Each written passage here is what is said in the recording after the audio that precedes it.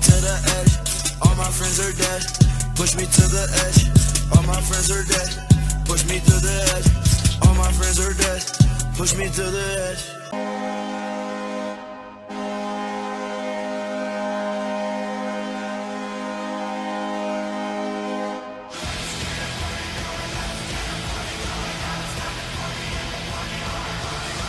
Penguins lose 4-1, 5-1, or 4-1, sorry. 4-1 to the Boston Bruins.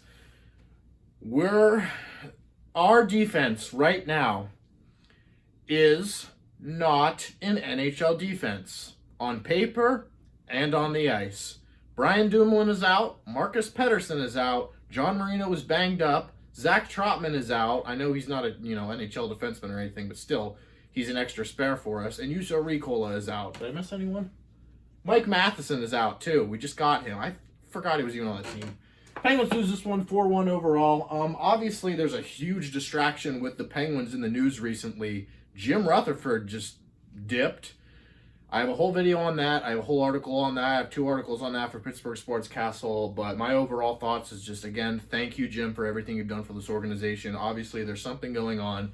We don't need to know. Let's get to the actual game. As I mentioned, we have no defensemen. Marino-Letang, Ceci. Those are like your only NHL defensemen that we have right now. And on top of that, Letang and Marino look awful right now. So that's great.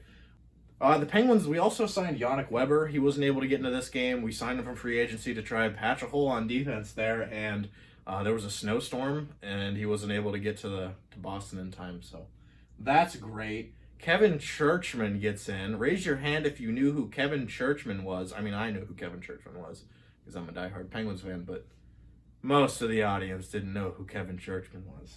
He gets in, and he immediately gets a goal scored on him when he's in the NHL. He passes it right to Wagner. Wagner scores. He obviously didn't intend to put the puck on his stick there, but he whiffs on a pass, goes straight to Wagner. Wagner scores his first goal of the season, and the Penguins are down 1-0 already. You're going to have that with the defense that we have, and some of the defensive mistakes that were made tonight, honestly, are just going to happen to any team that has half of an AHL team and an aging defenseman in Crystal-Tang in the lineup.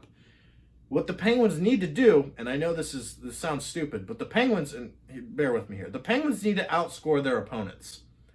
That's how you win hockey, Owen. Yes, I know. But right now, especially with the state of the defense right now, the Penguins are going to have to win games like 6-4, 6-5.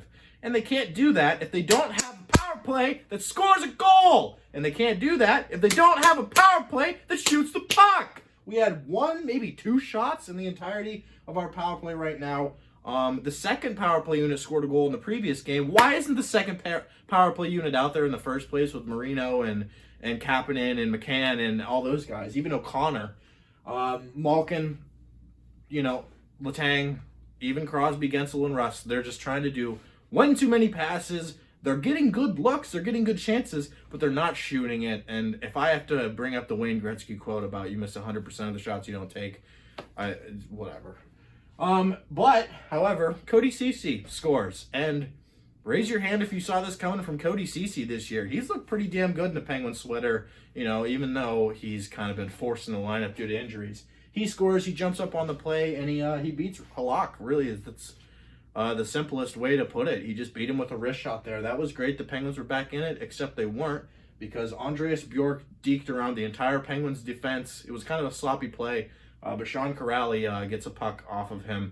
Bjork shot it, I believe, and Corrali got the goal on it. The Penguins are down 2-1 heading into the second. 11 shots through 2 periods.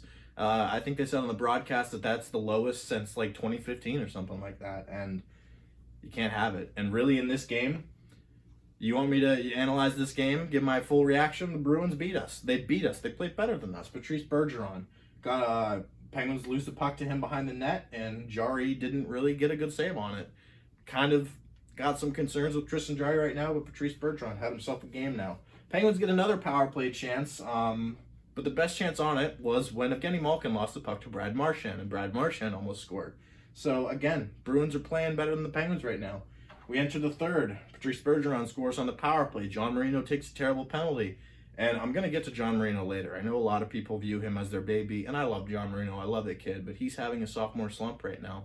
He has 0 points, and he's a minus like 7 on the season so far. I'm going to do stats real quick. Because really in the third period, I start to get sick of just watching this team fail to score on their scoring chances, and I went to look at the actual statistics on, you know, who's leading this team in points. Obviously, it's still early. This is as of the game before, so these stats will not be updated for this night's game. But the thing that stood out to me, John Marino, 0 goals, 0 assists, 0 points, -6 so far on the season, and minus another one here tonight. He was on the ice for another goal.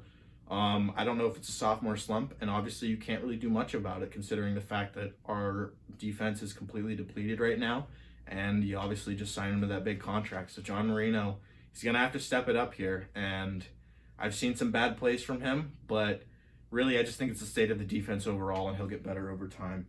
Another thing that, you know, jumped out to me, DeSmith, 2.76 goals against average, 871 save percentage. Tristan Jarry, 3.91 goals against average, 868 save percentage. That is awful. Jarry didn't have the best game overall. I know the defense didn't really help him out much, but on the Bergeron goal, he probably could have had that one.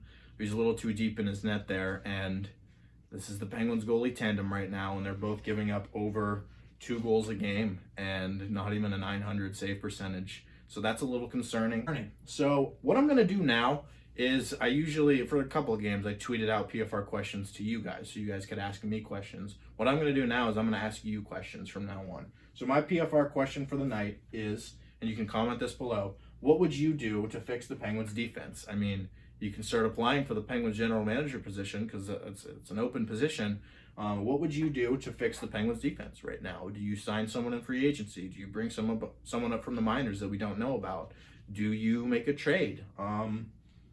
Yeah, that's my question for you guys tonight. And then 3 stars of the night. Bergeron had 2 goals. Rask looked great, and Ceci had that 1 goal. Overall, just a bad loss for the Penguins tonight. You can't shoot or you can't score a goal if you don't shoot the damn puck. So that is it for this one. Thank you all for watching. I did my NWHL video today. As you can see, the logos are now on the board now, which I'm very happy about. So go check that one out, and I'm very close again to that 100 subscriber milestone, and the Jordan Stahl trade tree will be coming then. Thank you all for watching, subscribing, all that jazz. I will see you guys in the next video this weekend against the Rangers.